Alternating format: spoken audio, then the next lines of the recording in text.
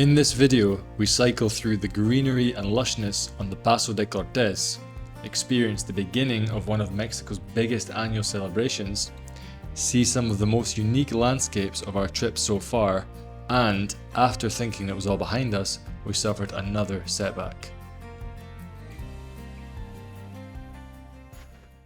So this is Paso Cortés in Mexico, and yeah, it's a lot of up. Can't really see it from the video, but trust us, 1,200 meters of climbing. We've done about 200 of those.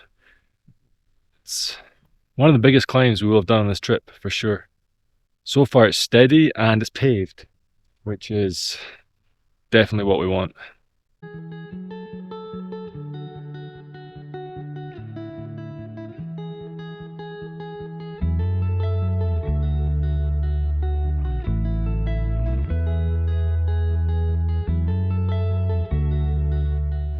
Even after taking 4 weeks off the bikes in La Paz and Mexico City, we still didn't feel back in a cycling mood.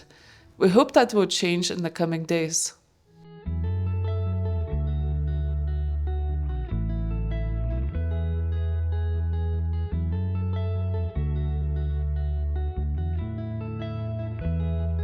Paso de Cortés is over 1,000 meters of climbing and passes by the very active Popocatépetl volcano.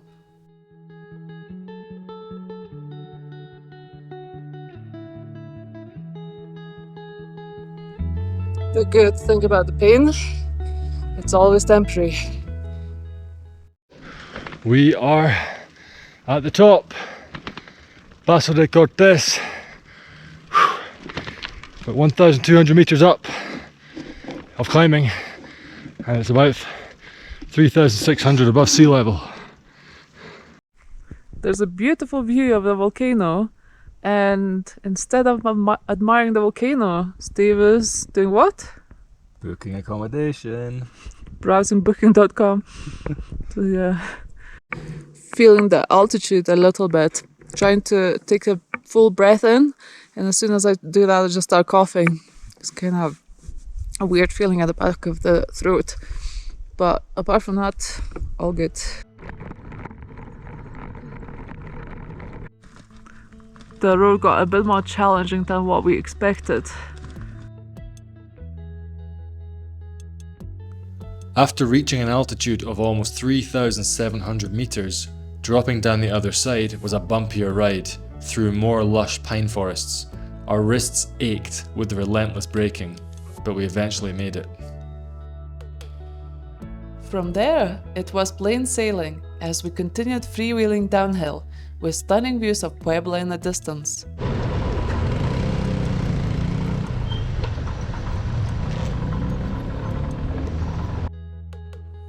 We continued through several kilometers of farmland and small villages until we made it to the vibrant Cholula, a town on the outskirts of Puebla.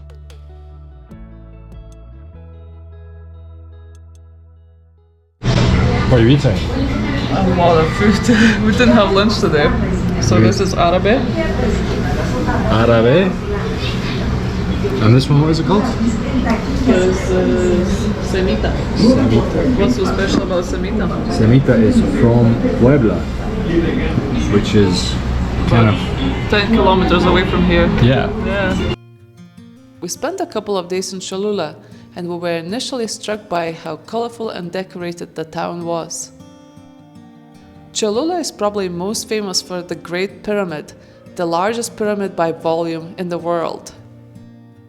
There is a church on top of the pyramid, built by the Spanish during colonial times.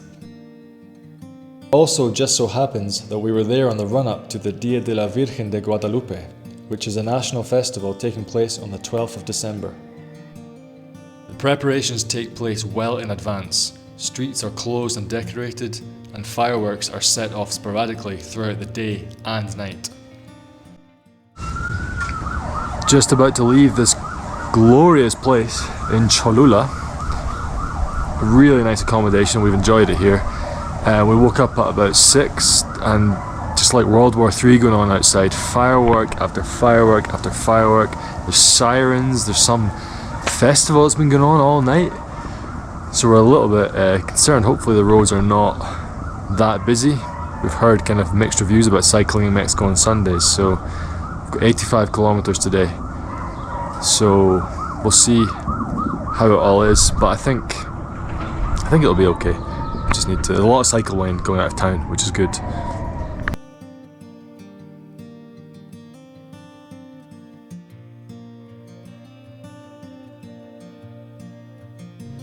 Leaving Cholula, we followed an amazing raised cycle lane that crisscrossed over the busy highway. It was one of the best yet, until it stopped due to construction. Here we had to wait at least 10 minutes to be able to cross the road.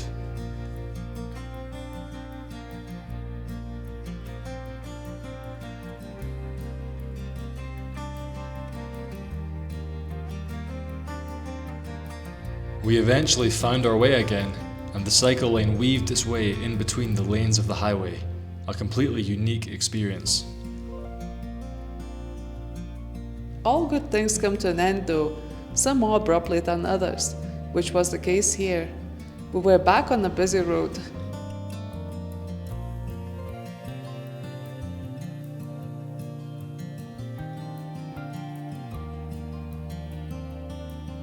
We found ourselves gradually getting back into the swing of cycling again. This process was helped by how courteous Mexican drivers are. The vast majority are really friendly to cyclists and give us plenty of room on the road. We cycled past many pilgrims on their way to the Basilica of Our Lady of Guadalupe.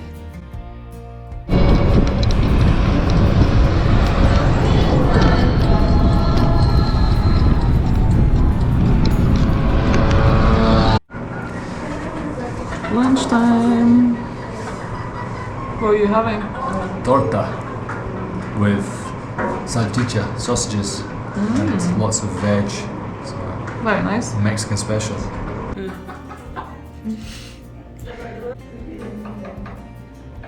Cycling through the Tehuacán Biosphere Reserve, we experienced some of the most amazing landscapes in Mexico. There were fields full of agave plants, which are native to the arid regions of the Americas.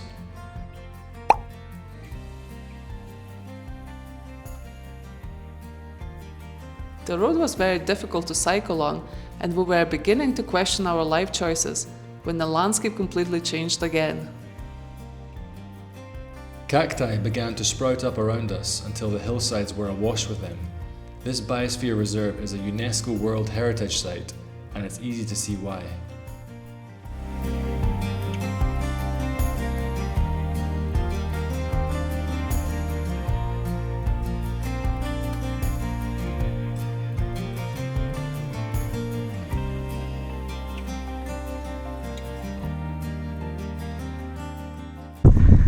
We're staying in this beautiful cabana today. The only caveat, there's no electricity. So it's gonna get dark in about an hour or so. It's gonna be interesting.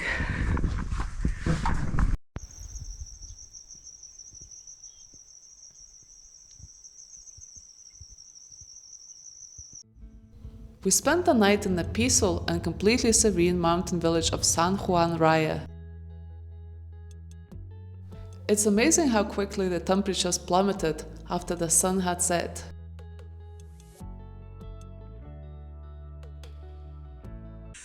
Roasting hot today, Absolutely sweltering. but beautiful. Absolutely stunning. Yeah, I really like it. Where are we? We are in San Juan Raya, which is in the Puebla region of Mexico. And we got here last night. Yep. Yesterday afternoon, kind of 4 o'clock, 5 o'clock. Yeah, and it's just cacti everywhere. It's beautiful. Really nice. Proper feels like Mexico, just dry, hot, and yeah, a lot of greenery actually, and kind of tropical sounds. Really spectacular place. These guys mean business. Translation: road exclusively closed to the community further ahead. Whoever gets surprised, like ransacking, will be punished by the community. As we pushed on through this unique landscape, the heat and difficult terrain were taxing, but did little to dampen our spirits. This columnar cacti forest has one of the highest concentrations of columnar cacti in the world, and is home to 45 of Mexico's 70 cactus species.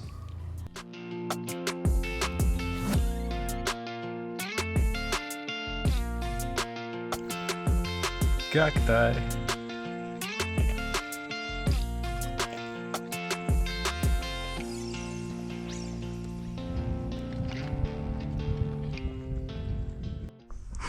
What's happening? My tire exploded. Literally. Literally exploded. Like, got an almighty fright. Thought a firework had gone crazy and was coming our direction. But it was just a tire.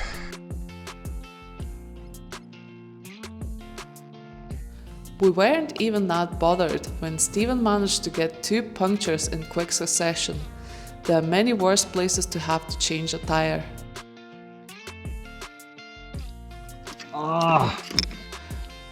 Time to change the tire, I think. Yes. What do you reckon? Tire's getting changed. Damn it! Oh. Okay, let's do it. What can I think about it?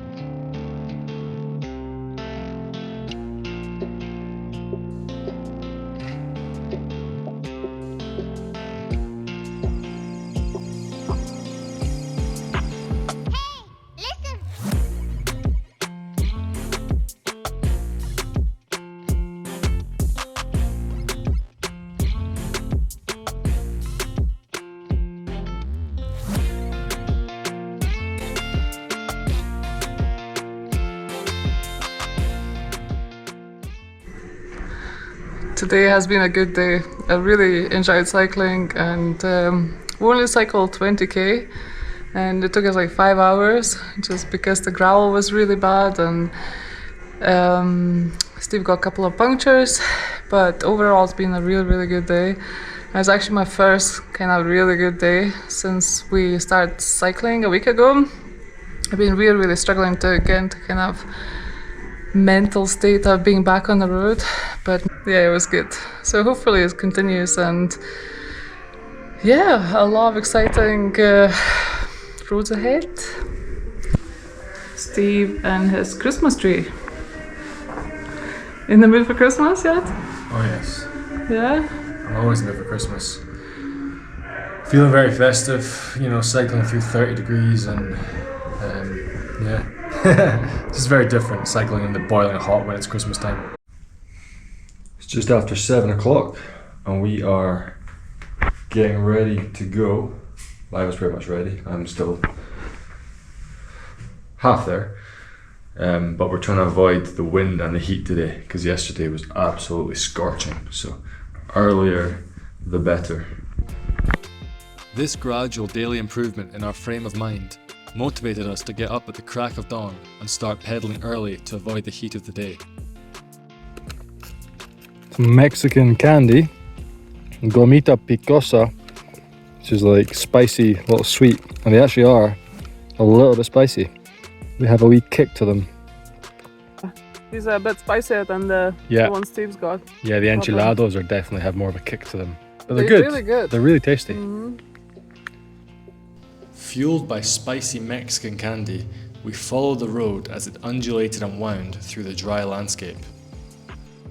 We thought everything was improving and we were building up some consistency with our daily mileage until... We had the feeling this might happen sooner or later. So just a bit over 3 weeks in Mexico, eating a lot of street food, and this finally happened. Oh, this is the worst as well. Food poisoning. 4 hours now, I think, since about 2:30. It's just puking non-stop, basically. Really bad. But just at times like this, you want to go home for sure and never come back.